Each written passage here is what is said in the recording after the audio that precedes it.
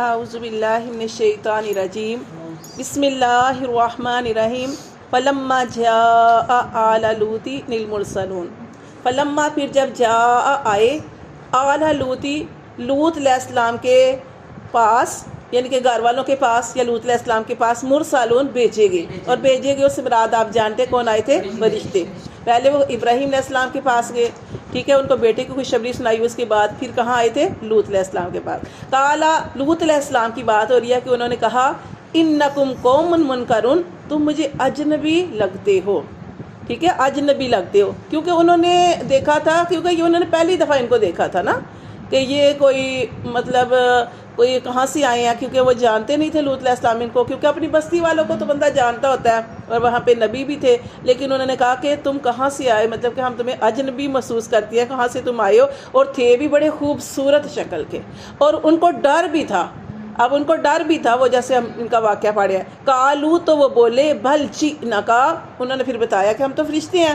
کالو، انہوں نے کہا بل جئناکا، ہم تیرے پاس آئے ہیں بما کانوا فیہ یمترون، وہ لے کر آئے ہیں جس کے بارے میں وہ شک کرتے تھے. کون؟ آپ کی قوم جس کے بارے میں شک کرتی ہے. کیا؟ وہ کہتے تھے کہ عذاب تو آنا ہی نہیں ہے. جیسے وہ کہا کرتے تھے کہ ہم تمہاری بات کو نہیں مانتے تو ہمارے اوپر عذاب لے آؤ. تو وہ کہنے لگے کہ ہم وہ دینے آئے ہیں آپ کے پاس، وہ لے کے آئے ہیں جس کے بارے میں آپ کی قوم شک کرتی ہے. وآتیناک، اور ہم آئے ہیں تیرے پاس بالحق، کی حق کے ساتھ. وإنا لصادقون، اور بے شک ہم ضرور سچے ہیں. فاسری، اب اللہ تبارک و تعالیٰ کیا فرما رہے ہیں؟ فاسری، بس تو لے چل، باہلی کا، اپنے گھر والوں کو لے کر، بقطع، حصے میں، ٹکڑے میں یا حصے میں، من اللیل، رات کے ایک حصے میں. اللہ تعالیٰ کا حکم کیا ہوا لوط علیہ السلام کو کہ اپنے گھر والوں کو لے کر. اب ایک تو گھر والے بھی تھے اور دوسرا یہ جو ایمان والے ہوتے ہیں یہ بھی ان کے کنبے میں تھے. ہاں جی. اللہ فرماتے ہیں لوط علیہ السلام لے چل اپنے گھر والوں کو رات کے ایک حصے میں لے کر، واتبع، اور پیچھے چل، ادبارہم، ان کے قدموں کے پیچھے، کن کے قدموں کے پیچھے؟ وہ جو فرشتے ہیں ان کے پیچھے. ولا یلتفت، اور نہ مڑ کر دیکھے، منکم، تم میں سے، احد، کوئی بھی ایک، کہاں؟ پیچھے. پیچھے مڑ کر نہ دیکھے، کیونکہ پیچھے بستی میں کیا ہونا تھا؟ عذاب آنا تھا. کوئی بھی پیچھے مڑ کر نہ دیکھے. وامدو، اور چلے جاؤ، حیث تؤمرون، جہاں سے تمہیں اللہ کا حکم آتا ہے، جہاں سے اللہ نے تمہیں حکم دیا ہے یہاں سے چلے جاؤ. کہاں سے؟ فرشتوں کے پیچھے کہ اپنی قوم کے پیچھے بھی کہہ سکتے ہیں، یا فرشتوں کے پیچھے بھی، کہ یعنی یہاں بھی یہ بتایا گیا کہ نبی نے پیچھے رہنا ہے. ایسے کہ ایک بکریاں چرانے والا ہوتا ہے نا، جیسے ایک بکریاں چراتا ہے مثال کے طور پہ، تو بکریاں چرانے والا کیا کرتا ہے؟ بکریاں اس کے آگے اور پیچھے. ٹھیک ہے، تو آپ نے پیچھے رہنا ہے، اپنی قوم سمجھ، ہاں آپ نے پیچھے رہنا ہے. ٹھیک ہے. اللہ فرماتے ہیں وَقَضَيْنَا عَلَيْهِ، اور ہم نے پورا کر دیا، الیہ، طرف اس کی، ذَلِكَ الْأَمْرَ، یہ کام، یہ بات پوری کر دی. کون سی بات؟ انا، یہ کہ، دابرہ، جڑ جو ہے وہ کاٹ دی جائے گی. دابرہ، جڑ، ہاؤلائی، ان لوگوں کی، مقطوعن، کاٹ دی جائے گی، مصبحین، صبح ہوتے. یہ بھی خبر سنا دی کہ آپ نے پیچھے مڑ کے نہیں دیکھنا، آپ نے یہاں سے نکل جانا ہے، اور آپ کی قوم کی جڑ ہی کاٹ دی جائے گی. جڑ کیا ہوتی ہے؟ آپ دیکھیں درخت ہوتا ہے، اس کی جڑ ہی کاٹ دی جائے، کچھ بھی نہیں، سارا کچھ. ساری قوم جو ہے نا، بڑے زیادہ عذاب آئے تھے. اب ہم پڑھتے ہیں یہاں پہ کون سے عذاب آئے تھے. اللہ فرماتے ہیں وَجَاءَ أَهْلُ الْمَدِينَةِ، اب یہ پہلے عذاب کی بات کی، اب پیچھے تھوڑا سا پیچھے چلے جائیں کہ جب لوط علیہ السلام کے پاس وہ فرشتے آئے تھے تو انہوں نے کہا وَجَاءَ أَهْلُ الْمَدِينَةِ، وہ اپنے لوط علیہ السلام کے پاس فرشتے تھے، انسانی شکل میں آئے تھے. اور جب ان کی بیوی نے جا کے قوم کو بتا دیا تھا کہ ہمارے گھر بڑے خوبصورت میں جو ہے وہ مہمان آئے ہیں، تو وہ جب ان کی قوم کو خبر ہوئی وَجَاءَ أَهْلُ الْمَدِينَةِ، تو آئے مدینہ والے، شہر والے، یستبشرون، خوشیاں مناتے ہوئے، وہ دوڑتے ہوئے خوشی خوشی کے ساتھ لوط علیہ السلام کے گھر آئے. کالا، تو لوط علیہ السلام نے کہا انا، بے شک، ہاؤلائی، یہ لوگ، ضیفی، میرے مہمان ہیں، فلا تفضحون، تو مجھے رسوا نہ کرنا. کیونکہ میزبان جو ہوتا ہے، میزبان اور مہمان جو ہوتے ہیں، مہمانوں کی عزت جو ہوتی ہے اس کے اوپر ہوتی ہے. اب جو مہمانوں کے ساتھ برا سلوک کوئی بھی کرے تو میزبان کی بھی، ہاں. تو اب انہوں نے کہا، اپنی قوم سے کہا کہ یہ میرے مہمان ہیں، تو مجھے اپنے مہمانوں میں رسوا نہ کرنا، کیونکہ وہ جانتے تھے کہ ہر بندے کے ساتھ، ہر جو باہر سے آنے والے کے ساتھ وہ بدفعلی کرتے تھے. اللہ فرماتے ہیں واتقوا اللہ، اور انہوں نے کہا کہ اللہ سے ڈرو، ولا تخزون، اور مجھے تم رسوا نہ کرو. قالو، انہوں نے کہا، اب کس نے کہا؟ قوم نے کہا. قالو، انہوں نے کہا اولم ننہک، کیا ہم نے تجھے نہیں منع کیا تھا عن العالمین، جہان والوں کی حمایت کرنے سے، کہ آپ جہان والوں میں سے لوگوں کی حمایت کر رہے ہیں، ہم نے آپ کو جہان والوں کی حمایت کرنے سے نہیں روکا تھا کہ آپ ایسے نہ کرو، ہمیں نہ روکو. قالا، انہوں نے کہا، لوط علیہ السلام نے کہا ہؤلائی، یہ بناتی میری بیٹیاں ہیں، ان کنتم فاعلین، اگر تمہیں کرنا ہے. اس میں بھی دو قول آ جائیں گے کہ لوط علیہ السلام کی کتنی بیٹیاں تھیں؟ 2 بیٹیاں.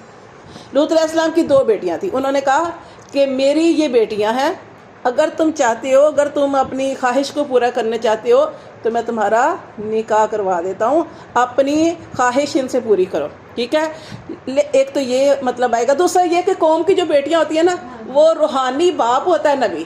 تو انہوں نے کہا کہ جس سے تم چاہتے ہو تمہاری میں شادی کروا دیتا ہوں، نکاح کروا دیتا ہوں، اپنی اس خواہش کو جو حلال طریقے سے پورا کرو.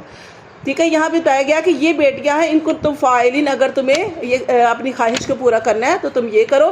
لعمرک، تو یہاں پہ اللہ تبارک و تعالیٰ قسم کھا رہے ہیں. لعمرک، اے نبی صلی اللہ علیہ وسلم، ہمیں قسم ہے آپ کی جان کی، انہم لفی سکراتہم، کہ بے شک یہ لوگ اپنے ہی نشے میں یامہون، بہکے ہوئے ہیں. یعنی کہ اللہ معاف کرے، جب شیطان کا غلبہ ہوتا ہے نا تو عقل مند سمجھدار انسان جو ہوتا ہے وہ بھی بہک جاتا ہے، جاہل ہو جاتا ہے، اس کے اندر سے عقل ختم ہو جاتی ہے. تو یہاں پہ یہ بتایا گیا کہ انہم لفی. اچھا، دوسری بات یہاں پہ ایک اور آئے گی، وہ قسم کی. اللہ تبارک و تعالیٰ نے دیکھے قرآن کے اندر کس کی قسمیں کھائی ہیں؟ نبی کریم صلی اللہ علیہ وسلم کی. تو اس سے ہمیں کیا پتہ چلتا ہے؟ سب سے دنیا میں سب سے معزز، سب سے بہترین انسانوں میں سے سب سے بہترین، اور نبیوں میں سے سب سے افضل کون ہے؟ نبی کریم صلی اللہ علیہ وسلم. تو اللہ تبارک و تعالیٰ نے نبی پاک صلی اللہ علیہ وسلم کی قسم کھائی ہے، لیکن ہمارے لیے نہیں ہے کہ ہم نبی کریم صلی اللہ علیہ وسلم کی قسم کھائیں. یہاں تک کہ نبی کریم صلی اللہ علیہ وسلم نے ہی ارشاد فرمایا کہ ایک دفعہ حضرت عمر بن خطاب رضی اللہ تعالیٰ عنہ اپنے باپ کی قسم کھا رہے تھے. مجھے میرے باپ کی قسم، کوئی سر کہہ کے نا قسم کھا رہے تھے. تو آپ صلی اللہ علیہ وسلم جب سنا تو آپ نے منع فرمایا کہ اپنے باپوں کی قسمیں بھی نہ کھاؤ، اپنے والدین کی قسمیں بھی نہ کھاؤ.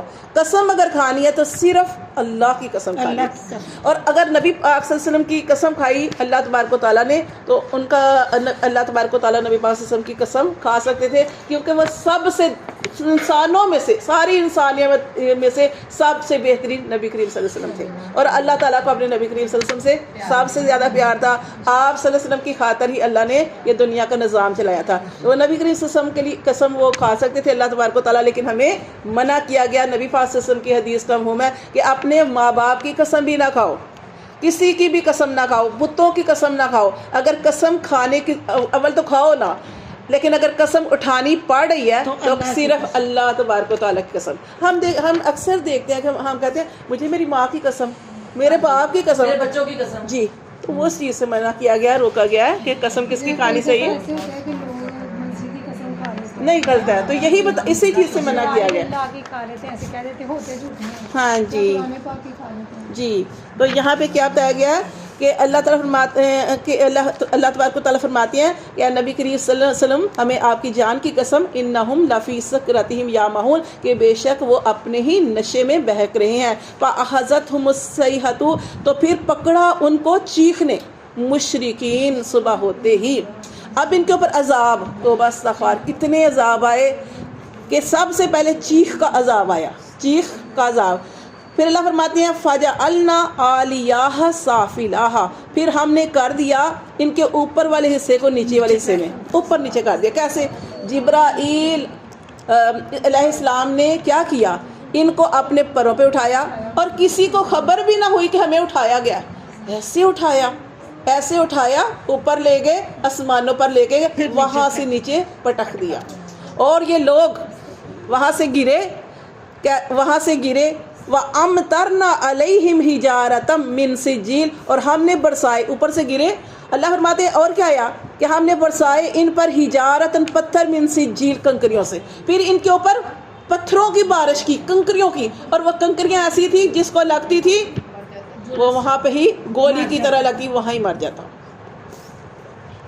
پھر کیا ہوا؟ عذاب آیا پتھروں کا، اور وہ پھر اتنی بلندی سے اوپر سے پتھروں کا عذاب آیا، وہ ایک سمندر کے اندر گرے، وہاں پہ ڈبو بھی دیے گئے، اور اتنی نیچے تک وہ ڈبو دیے گئے سمندر کے اندر کہ اس کو ابھی تک وہ جگہ محفوظ ہے۔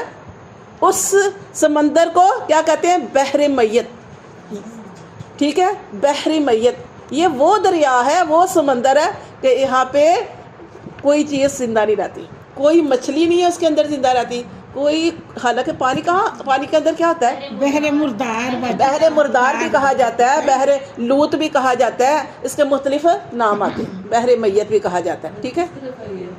یہ کہتے ہیں شام، عرب اور شام کے درمیان اس طرح کی، ٹھیک ہے۔ یہاں حضرت لوط کی قوم تو ہے۔ یہ کتنے عذاب آئے، اللہ معاف کرے، توبہ استغفار کیا۔ اور آج یہ کام ہو رہا ہے، آج یہ کام ہو رہا ہے، اللہ معاف کرے، اللہ معاف کرے، توبہ استغفار۔ ایک اللہ تبارک، ابھی ہمارا یہ موضوع تو نہیں ہے، لیکن یہ اس چیز کو مطلب ہم لوگ اتنا کھولتے بھی نہیں ہیں، بیان بھی اتنا نہیں کرتے۔ یہ سخت گناہ، جیسے دیکھیں قرآن کے اندر آیت آتی ہے سورۃ البقرہ کے اندر، اللہ نے فرمایا کہ تمہاری بیویاں تمہاری کھیتی ہیں، آؤ اپنی کھیتی میں جس طرح چاہو۔ اب یہ دیکھو کھیتی کیا ہوتی ہے، جہاں سے اللہ تبارک و تعالیٰ نے نسل کا سلسلہ جاری ہوتا ہے، لیکن کہاں سے اس کا مطلب لوگوں نے غلط لیا، اور انہوں نے کہا کہ اللہ تعالیٰ نے کہا جہاں سے مرضی آؤ، اللہ نے کہا جہاں سے مرضی آؤ، لیکن اللہ نے وہ جو چیز بتا دی کھیتی کی طرف آؤ۔ تو اللہ معاف کرے، ہم غلط طریقے سے وہ مطلب کہ جو لوگ اس طریقے، وہ یہ قوم لوط والا عمل ہے، اور وہ یہ کام ہو رہا ہے، اللہ معاف کرے۔ جی یہی عورتوں کے ساتھ کی بات، مرد نہیں باجی، مردوں کے ساتھ تو ہو رہی ہے، جوان لڑکوں کے ساتھ بھی، لیکن بعض کہتے ہیں بیویوں کے ساتھ بھی۔ اللہ، ہاں جی، تو ہاں اس طرح کے بھی مسائل آتے ہیں، وہ مفتیوں سے بھی پوچھا جاتا ہے کہ ہمارے شوہر اس طریقے سے میں مجبور، مطلب اس طریقے ساری، مطلب یہ ساری چیزیں جو ہے نا وہ غلط ہیں، اللہ معاف کرے۔ یہ عذاب دیکھیں کہ اللہ معاف، اب دیکھیں جیسے یہاں سے بات کی جائے ہم کہ اللہ کی طاقت سب سے بڑی طاقت ہے۔ اب ہم لوگ خاموش تھے، کیا کر سکتے تھے؟ میں نے کہا تھا کہ ہم اس دن دعاؤں میں بھی یاد رکھتے ہیں، فلسطین کو یاد رکھتے ہیں۔ دیکھیں اگر کوئی بھی ساتھ نہ دینے والا ہو، کیا ساتھ دیا ہم لوگوں نے، کیا ساتھ دیا ہم نے؟ کچھ بھی نہیں ساتھ دیا، ہمارے حکمرانوں نے ساتھ نہیں دیا، اللہ نے مدد کی ہے، اللہ نے ایسی مدد کی ہے کہ جب کوئی ساتھ دینے والا نہ ہو، لیکن اللہ مظلوموں کی مدد کرتا ہے۔ اللہ نے اپنی سرزمین کی حفاظت کی، اللہ نے اسرائیل میں وہ آگ لگائی ہے، کہتے ہیں وہ اتنی شدید آگ لگی ہوئی ہے، کل سے جہاز بھی اتنا پانی گرا رہے ہیں، لیکن آگ پھیلتی جا رہی ہے۔ یہ جیسے وہاں پہ لگی تھی نا امریکہ میں، ایسے ہی وہاں پہ، تو یہ دیکھیں ان کو اپنی پڑ گئی ہے، یہ اللہ کا عذاب، یہ اللہ کا عذاب ہے۔ آج بھی جو ہاں تھوڑی دعائیں مطلب اللہ معاف کرے، یہ سوچیں آپ کہ اللہ، یہ دیکھیں کہ اللہ کی مدد آتی ہے۔ اللہ نے غزوہ بدر میں اللہ تبارک و تعالیٰ نے مخلص تھے نا، تو اللہ نے کیسے مدد کی تھی۔ اب یہاں پہ بھی وہ بیچارے ظلم کا شکار ہو رہے تھے، ہم کچھ بھی نہیں کر رہے تھے، یقین کریں انہوں نے پتہ نہیں کیسے عید گزاری، ہمیں سوٹوں کی پڑی تھی، یقین کریں ہم کہتے نا نہیں ہمیں، ہم تو بڑا یقین کریں، ہم کبھی ہمیں یقین کرو، ہم نے تو سوٹوں کی پڑی تھی، ہم نے یہ سوٹ نہیں، ابھی بھی انہوں نے ابھی ہم نے مذاق کر رہے ہیں کہ ہائی جنگ شروع ہو گئی ہے، سوٹ نہیں، مطلب ہمارا یہ ملک ہے، ہمارے مذاق میں بات کو لے جاتے ہیں۔ اللہ معاف کرے، ہمیں اللہ تعالیٰ سے ڈرنا چاہیے، ہم کچھ بھی نہیں کر سکتے تو ہمیں ان کے لیے دعا کرنی چاہیے تھی، اگر ہم دعا بھی نہیں کریے ایمان کا کمزور حصہ ہے، ورنہ تو ہمارے اوپر جہاد فرض ہو گیا تھا، ہمارے اوپر جہاد فرض ہو گیا تھا، یہی صورت ہے، جہاد فرض نہیں ہے۔ آپ جانتے ہیں کہ کسی ملک میں سے یا کسی شہر میں سے ایک بندہ بھی نکل جاتا ہے تو سب کا ہو جاتا ہے، ٹھیک ہے، جیسے کہ وہ ہوتا ہے نا جنازہ، تو آپ کے محلے میں سے ایک بندہ بھی اس کے اندر چلا جاتا ہے، یعنی جنازے میں شامل ہو جاتا ہے، وہ سب کی طرف سے ہو جاتا ہے کیونکہ فرض کفایہ، تو اب یہ سب کی طرف سے کافی ہو جاتا ہے۔ لیکن جہاد بھی ایسے ہی ہے، لیکن جہاں پہ ضرورت تھی، جیسے کہ اب ضرورت تھی کہ وہاں پہ اتنا ظلم ہو رہا تھا، لیکن ہم میں سے کوئی بھی نہیں نکلا، وہ اب اینڈ پہ گئے ہیں، ٹھیک ہے، وہ اینڈ پہ گئے ہیں، اور کیا وہ رو رہے تھے، آپ یقین کریں وہ لوگ دیکھے نہیں جاتے. اللہ نے کیسی مدد کی ہے، اللہ مدد کرنے والا ہے، اللہ کی طاقت سب سے بڑی ہے. اب دیکھیں اللہ نے کیسے وہ سارا کچھ. جی دیکھیں یہاں پہ ہم پڑھ رہے ہیں،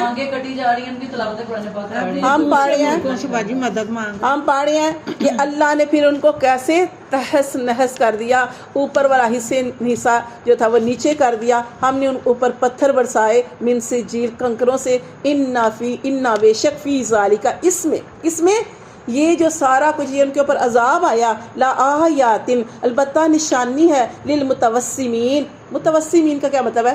دھیان کرنے والوں کے لیے، دھیان کرنے والوں کے لیے، غور و فکر کرنے والوں کے لیے، آنکھیں کھولنے والوں کے لیے، کہ یہ ساری چیزوں سے عبرت حاصل کرو، دھیان کرو کہ آج بھی دیکھیں اللہ تبارک و تعالیٰ جو ہے عبرت جو ہے وہ ہمیں، یہ جو واقعات ہم پڑھتے ہیں یہ ہمیشہ جب تک قرآن پڑھا جاتا رہے گا ہمیں اس پہ غور و فکر کرنا چاہیے کہ اللہ تبارک و تعالیٰ جہاں پہ ہم غلط ہوں تو اللہ تبارک و تعالیٰ جو ہے وہ عذاب بھیج سکتے ہیں. ہمیں دھیان کرنا چاہیے. ایک کی موت جیسی ہوتی ہے، جب ایک کی موت ہوتی ہے تو ہمیں بھی ڈر جانا چاہیے کہ ہم بھی تو اس جگہ ہو سکتے ہیں، ہماری بھی تو موت ہو سکتی ہے، ہم بھی تو مر سکتے ہیں، لیکن ہم غور و فکر نہیں کرتے. تو یہ سارے واقعات یہ جو ہم پڑھ رہے ہیں یہ ہمارے لیے اگر ہم چاہیں تو بہت بڑا سبق ہے. تو یہاں پہ اللہ تعالیٰ نے فرمایا ان فی ذالک لآیات للمتوسمین، اور بے شک اس واقعے میں البتہ نشانیاں ہیں دھیان کرنے والوں کے لیے. وَإِنَّهَا، اور بے شک یہ لَبِسَبِیلٍ، یہ جو ہے راستہ، مقیم، یہ جو مطلب کہ بستی جو ہے نا، بستی کی بات ہو رہی ہے کہ یہ جو بستی ہے مقیم، یہ سیدھی راہ پہ تھی. سیدھی راہ کیا ہوتی ہے؟ اب دیکھیں عرب سے شام، یہ جو بیچ کا جو علاقہ ہے یہ ایسی جگہ پہ تھی جو مطلب کہ آباد ہوتا ہے، جیسے کہتے ہیں نا یہاں سے گزرنے کا رستہ ہے، ٹھیک ہے، گزرگاہ، یعنی کہ ایسی جگہ ہے کہ یہ جگہ ہوتی ہے کہ وہ وہاں پہ اتنی ضروری نہیں ہوتا، لیکن یہ جو ہے عرب اور شام کے درمیان تو یہاں سے گزرتے ہیں. جیسے نبی پاک صلی اللہ علیہ وسلم بھی جب گزرتے تھے نا ایسی بستیوں سے تو کیسے گزرتے تھے؟ کیونکہ وہ ایسی جگہ تھی وہاں پہ جانا پڑتا تھا. اب عرب اور شام جی رستے میں آتی ہے، تو یہاں پہ کیا ہوتا ہے کہ اب وہاں سے نبی پاک صلی اللہ علیہ وسلم کو گزرنا پڑتا تھا. تو آپ صلی اللہ علیہ وسلم کیسے گزرتے تھے؟ یا تو روتے تھے یا رونے والی شکل بنا لیتے تھے، کیونکہ یہ وہ بستیاں کہ جہاں پہ اللہ کا عذاب واقع ہوا. آپ صلی اللہ علیہ وسلم فرماتے تھے ایسی جگہوں پہ بھی نہ بیٹھو، یہاں سے آپ کو گزرنا پڑتا ہے تو آپ جلدی سے یہاں سے گزر جاؤ اور رونے والی شکل بنا کے گزر جاؤ کہ یہ وہ بستیاں کہ جہاں پہ اللہ کا عذاب واقع ہو چکا ہے. اللہ فرماتے ہیں ان بے شک فی ذالک، بے شک اس میں لآیات، البتہ نشانیاں ہیں، للمؤمنین، ایمان والوں کے لیے. وان کانا، اور بے شک ہے، اصحاب الایکہ، اور بے شک ہے اصحاب الایکہ، یعنی تھی پڑھیں گے اس کا، وَإِن كَانَ أَصْحَابُ الْأَيْكَةِ، اور بے شک تھے اصحاب الایکہ. اصحاب الایکہ کون تھے؟ جنگل والے، بن والے، جنگل والے، لظالمین، البتہ ظالم. اب یہ کون تھے بتائیں؟ کون تھے یہ بن والے یا جھاڑیوں والے یا جنگل والے؟ یہ کون ہے؟ قوم شعیب، قوم شعیب. اللہ فرماتے ہیں وہ بھی تھے ظالم. ظالم سے مراد وہ بھی شرک کرنے والے. اللہ فرماتے فانتقمنا، تو ہم نے ان سے بدلہ لیا، منہما، ان سے، ہم نے ان سے بھی بدلہ لیا، اللہ معاف کرے. آگ برسائی گئی تھی. کیا برسایا گیا تھا؟